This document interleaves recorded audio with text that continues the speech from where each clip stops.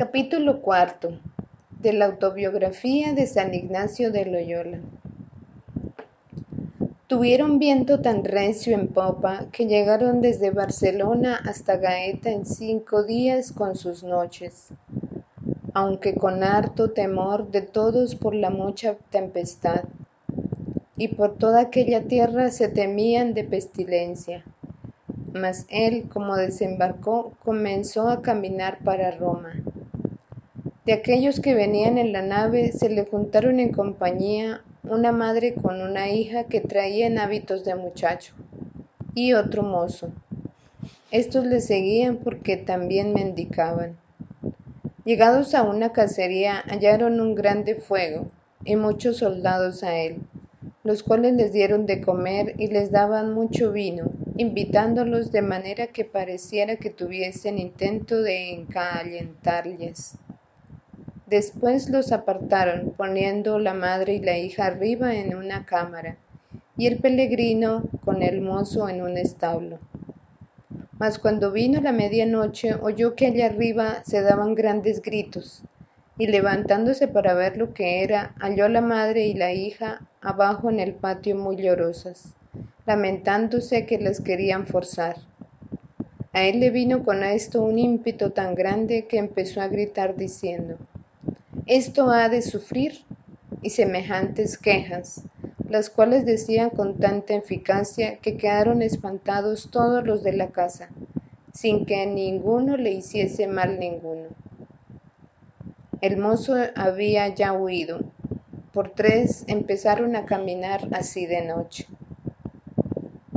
Y llegados en una ciudad que estaba cerca, la hallaron cerrada, y no pudiendo entrar, pasaron todos 3 aquella noche en una iglesia que allí estaba llovida.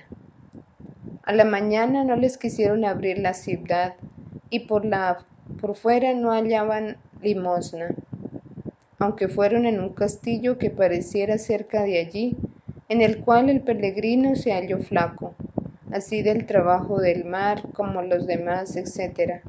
Y no pudiendo más caminar, se quedó allí, y la madre y la hija se fueron hacia Roma. Aquel día salieron de la ciudad mucha gente, y sabiendo que venía allí la señora de la tierra, se le puso delante, diciéndoles que la sola flaqueza estaba enferma, que le pidiera que le dejase entrar en la ciudad para buscar algún remedio. Ella lo concedió fácilmente, y empezando a mendicar por la ciudad, halló muchos cuatrines, y rehaciéndose allí 2 días, tornó a proseguir su camino y llegó al domingo de Ramos a Roma, donde todos los que le hablaban, sabiendo que no llevaba dinero para Jerusalén, le empezaron a disuadir la ida, afirmándole con muchas razones que era imposible hallar pasajes sin dineros. Mas él tenía una grande certidumbre en su alma, que no podía dudar, sino que había de hallar modo para ir a Jerusalén.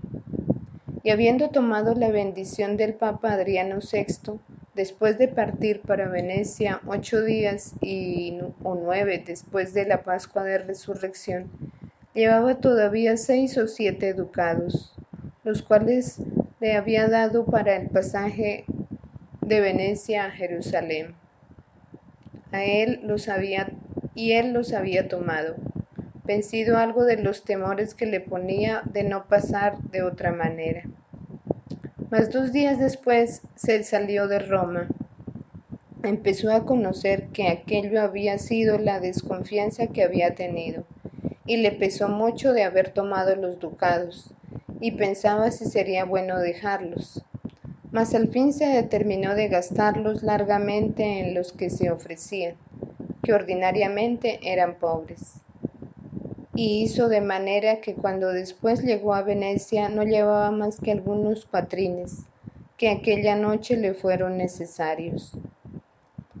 Todavía por este camino hasta Venecia, por las guardas que eran de pestilencia, dormía en los pórticos, y alguna vez le acaeció en levantándose a la mañana topar con un hombre, el cual, Viendo que le vio, con grande espanto se puso a huir, porque parece que le debía de ver muy descolorido.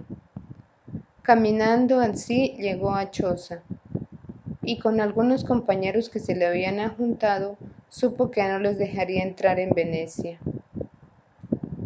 Y los compañeros determinaron ir a Padua para tomar allí cédula de sanidad, y en sí partió él con ellos, mas no pudo caminar tanto, porque caminaba muy recio. Dejándole cuasi noche en grande campo, en el cual estando le apareció Cristo de la manera que le solía aparecer, como arriba hemos dicho, y lo confortó mucho.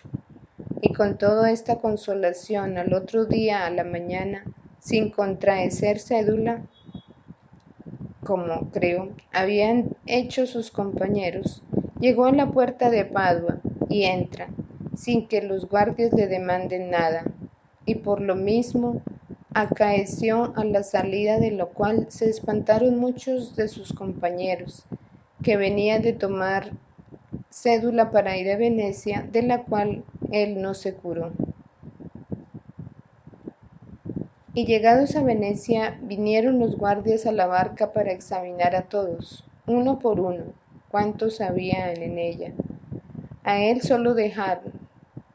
Manteníase en Venecia mendicando, dormía en la plaza de San Marcos, mas nunca quiso ir a casa del embajador del emperador, ni hacía diligencia especial para buscar con qué pudiese pasar, y tenía una gran certidumbre en su alma, que Dios le había de dar modo para ir a Jerusalén, y ésta le conformaba tanto, que ningunas razones y miedos que le podían haber dudar.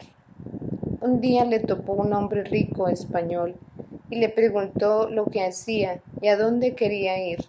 Sabiendo su intención, lo llevó a comer a su casa, y después lo tuvo algunos días hasta que se aparejó la partida.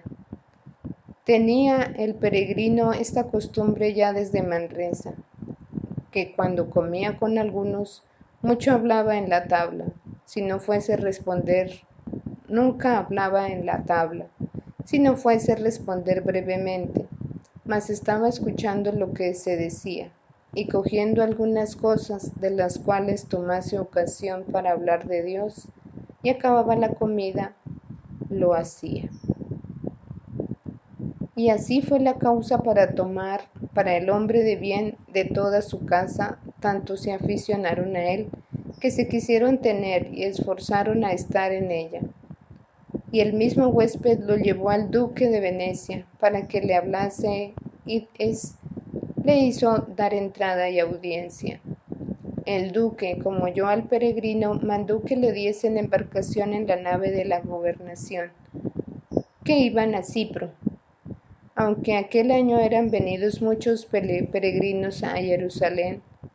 Lo más de ellos eran vueltos a sus tierras por el nuevo caso que había asediado en la tomada de Rodas. Todavía había 13 en la nave peregrina, que partió primero. 8 o 9 quedaban para los de los gobernadores, la cual estando para partirse, le viene a nuestro peregrino una grande enfermedad de calenturas, y después de haberle tratado mal algunos días, le dejaron, y la nave se partía el día en que él había tomado una purga. Preguntaron los de la casa al médico si podía embarcar para Jerusalén, y el médico dijo que para allá ser sepultado bien se podría embarcar. Mas él se embarcó y partió aquel día, y vomitó tanto que se halló muy ligero, y fue del todo comenzando a sanar. En esta nave se hacían algunas suciedades y torpezas manifiestas, de las cuales él reprendía con severidad. Los españoles que allí iban le avisaban no lo hiciese, porque trataban los de la nave de dejarlo en alguna ínsula. Mas quiso nuestro Señor que llegaran presto a Chipro. a donde dejaron aquella nave, se fueron por tierra a otro puerto que se dice Las Salinas, que estaba a 10 leguas de allí, y entrando en la nave peregrina, en la cual tampoco no metió más que su mantenimiento, que la esperanza que llevaba en Dios, como había hecho en la otra. Y en todo este tiempo le aparecía muchas veces nuestro Señor, en la cual le daba mucha consolación y esfuerzo.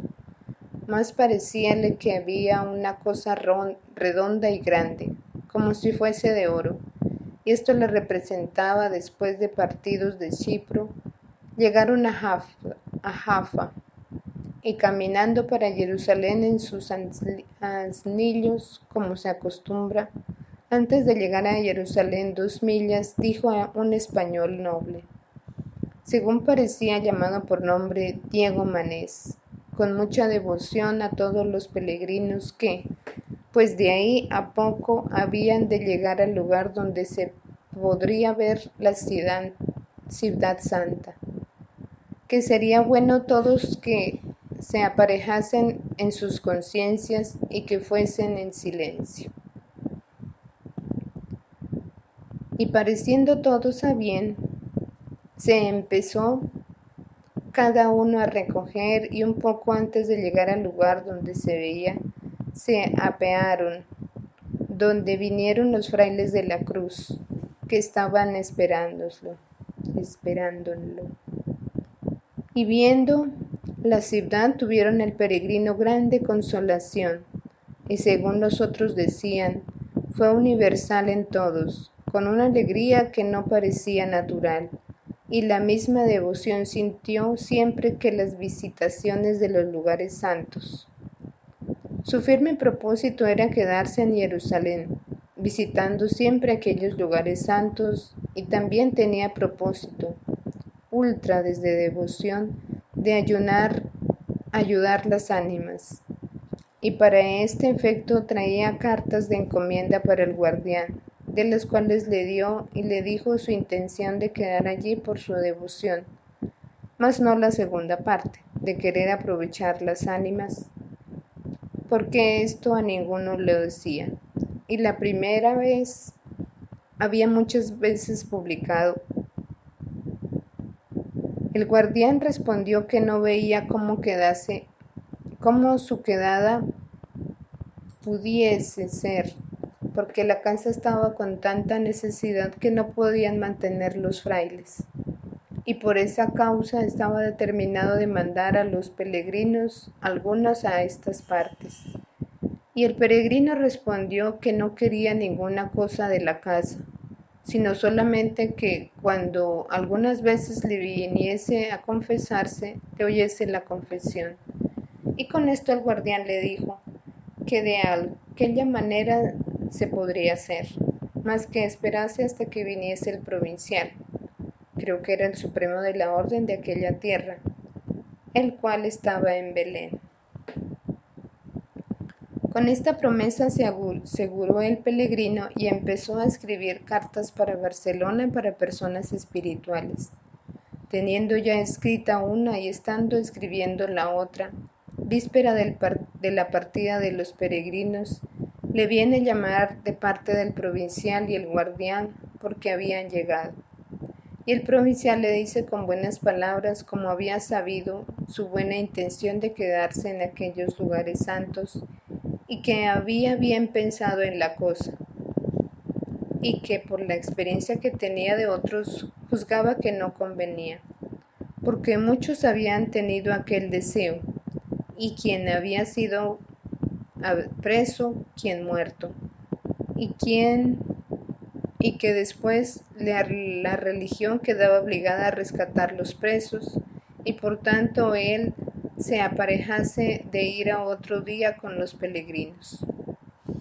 Él respondió esto, que él tenía este propósito muy firme, y que juzgaba que ninguna cosa dejarlo de poner en obra, dando honestamente a entender que aunque el provincial no le pareciese, si no fuese cosa que le obligase a pecado, que él no dejaría su propósito por ningún temor, A esto dijo el provincial que ellos tenían autoridad de la Santa Sede para hacer ir de allí o quedar allí quien le pareciese, y para poder descomulgar a quienes no le quisiesen obedecer, y que en este caso ellos juzgaban que él no debía de quedarse, etc.